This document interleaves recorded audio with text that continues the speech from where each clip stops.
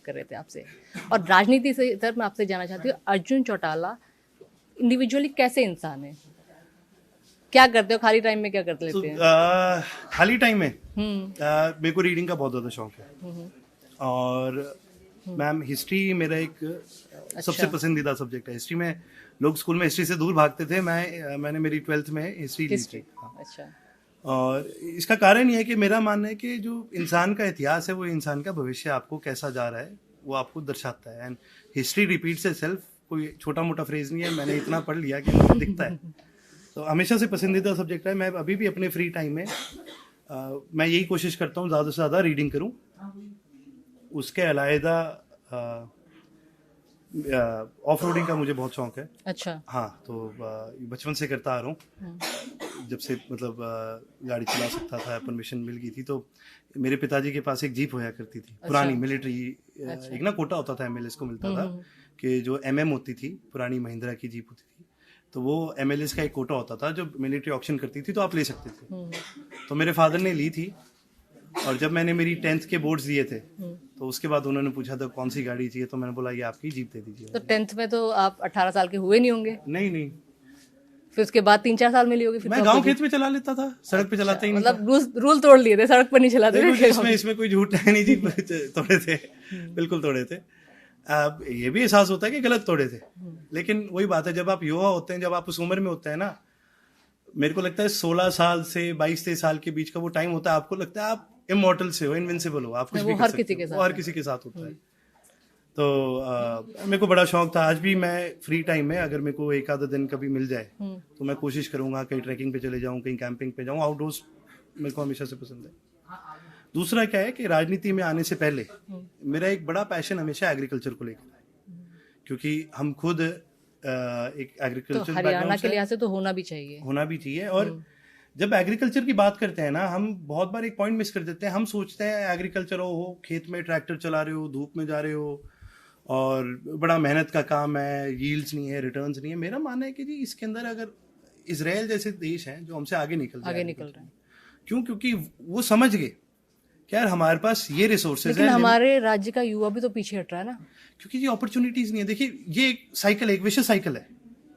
इसके अंदर क्या है कि ये साइकिल अगर आप ब्रेक करो, अगर आप एक टायर है, अगर आप एक सर्कल है, अगर आप उसको ब्रेक करते हो तो कोई एक पर्टिकुलर पॉइंट नहीं होता जहां से आप ब्रेक करो। भैया तो युवा इंटरेस्ट दिखा दे या सरकार दिखा दे। अब युवा कहेगा सरकार नहीं की रही, सरकार कह रही है, युवा नहीं कर रही, वो चलता जा रहा है ना। अच्छा, सरकार अब ये कह रही है हमने युवा इतनी लाखों नौकरियां दे दी है, ठीक है, और अभी ये जो यूएस रिपोर्ट वाला मामला सामने आया है, 104 भारतीयों को रिपोर्ट किया गया, 34 हरियाणा के थे।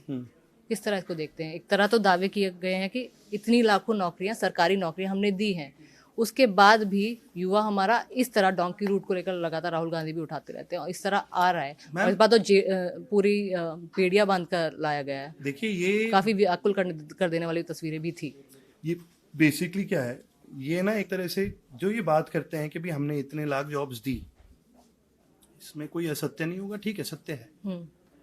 लेकिन आप ये तो देखिए भी ये जॉब क्रिएशन थी या ये वैकेंसीज फिल करी गई। अच्छा, अंतर है ना दोनों में। ठीक, जॉब दे दी, हाँ 2 लाख दे दी जी, बढ़िया है। पिछले 10-20 साल में ठीक है, कोई 2 लाख अधिकारी, कोई कर्मचारी रिटायर भी तो हुए होंगे, तो आपने तो बस वो भरे हैं ना। लेकिन जो नई पॉपुलेशन बढ़ रही है उनके लिए जॉब क्रिएशन नहीं हुई है। इसीलिए जब हम बात करते हैं बेरोजगारी की, 2 लाख जॉब्स देने के बाद भी बेरोजगारी का जो आंकड़ा है वो 34% से कम नहीं आ रहा। तो रीजन क्या है? ये रीजन है, जॉब क्रिएशन बहुत जरूरी है। यहीं पर ही जैसे मैंने आपको बोला, एग्रीकल्चर का मेरा जो पैशन था कि मॉडर्नाइजेशन बहुत जरूरी है, ठीक है। मॉडर्नाइजेशन, मैं उम्मीद करती हूँ कि जो हरियाणा का आने वाला बजट है उसमें ये मुद्दा उठाने का जरूर मौका मिले एग्रीकल्चर के लिहाज से। बिल्कुल रहेगा। और आपने सारे बेबाकी से सारे जवाबों, पता भी नहीं मैंने कहाँ से ब्रेक किया। तो अब हरियाणा का बजट आने वाला है, तो ये एग्रीकल्चर वाले मुद्दे आप जरूर उठाने वाले हैं वहाँ पर? बिल्कुल बिल्कुल जी। ये एक दुर्भाग्य है कि फैसला सरकार करती है कौन से सवाल। कोई बात नहीं, आपकी तो एज ए विपक्ष कोशिश हाँ, लेकिन मेरी कोशिश रहेगी, सिर्फ एग्रीकल्चर नहीं, बहुत सारे मुद्दे हैं जो मेरे, आप यूं ना समझे पॉलिटिकली, बल्कि पर्सनली मेरे जुड़े हुए हैं, और उन पे मैं जरूर चर्चा करूंगा। एंड यूथ के लिए, एग्रीकल्चर के लिए स्पेसिफिकली, और एक एजुकेशन और हेल्थ केयर, ये 2 बहुत जरूरी। अर्जुन चौटाला ने हमारे सारे सवालों को बहुत अच्छी तरह जवाब दिया है। जाते जाते मैं इनको ये कहना चाहूंगी कि सोशल मीडिया पे जरूर जुड़ जाइए, क्योंकि लोग आपसे जुड़ना चाहते हैं। बिल्कुल, मैं वही बता रहा था पहले। मैं जी एक्चुअली राजनीति में आने से पहले बहुत इंट्रोवर्ट था, तो अब करूंगा आगे इसका प्रयास और करूंगा। इंट्रोवर्ट अर्जुन चौटाला को एक्सट्रोवर्ट हम बनाने वाले हैं। बहुत बहुत धन्यवाद। बहुत बहुत शुक्रिया आपका हमारे साथ जुड़ने के लिए। Thank you Ram so Ram. Much.